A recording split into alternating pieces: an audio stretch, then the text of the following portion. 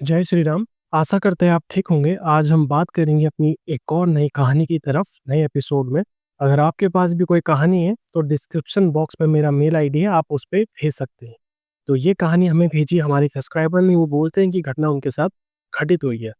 तो वो बताते हैं कि वो न्यूज़पेपर सेलिंग का काम करते हैं। आपने देखा होगा कि अक्सर सुबह-सुबह आपके घरों में भी कुछ लोग न्यूज़पेपर लेके आते हैं और डिलीवर करके जाते हैं, तो उनका भी वही काम था।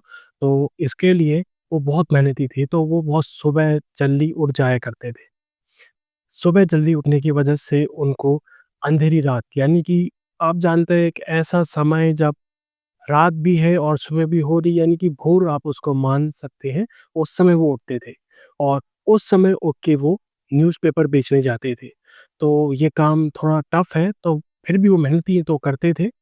तो न्यूज़पेपर बेचने के लिए उन्हें जल्दी उठना पड़ता था, रात में अक्सर जाना पड़ता था, पर उनका घर था शहर से थोड़ी दूर।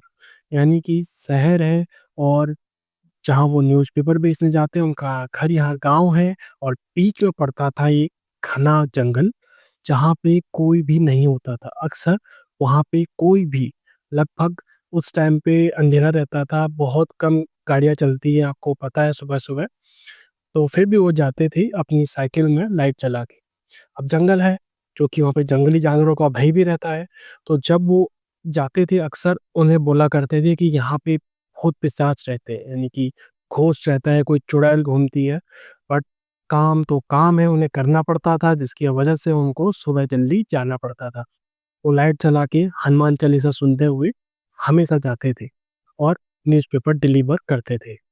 एक दिन अचानक क्या हुआ, अपना वो एक साउंड रिकॉर्डर जिस पे वो हनुमान चालीसा सुनते थे, वो लेके जाना भूल गई।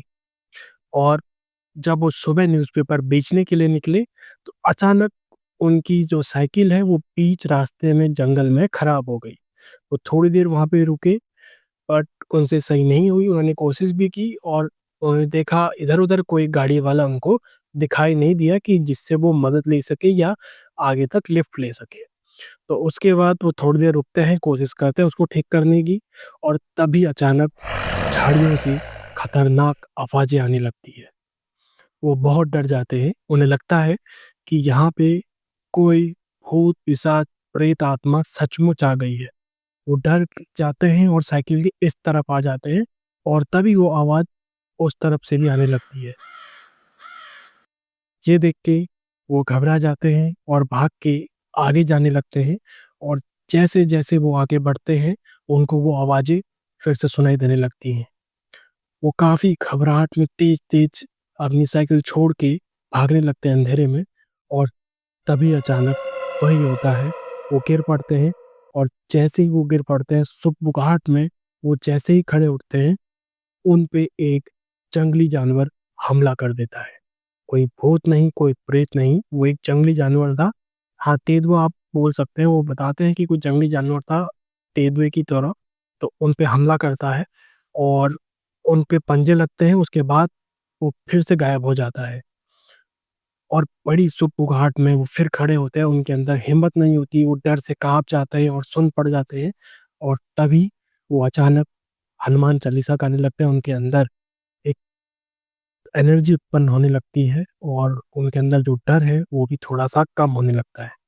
उसके बाद वो धीरे-धीरे आगे बढ़ते हैं, उनके अंदर का जो डर है वो कम होने लगता है, और हनुमान चालीसा गाने के बाद उनके अंदर जो एनर्जी आती है, उसके बाद उनको डर लगना बंद हो जाता है, और जो आवाज़ें आ रही थी झाड़ियों से और जो जानवर ने उन पे हमला किया, वो भी उनको कहीं दिखाई नहीं देता है।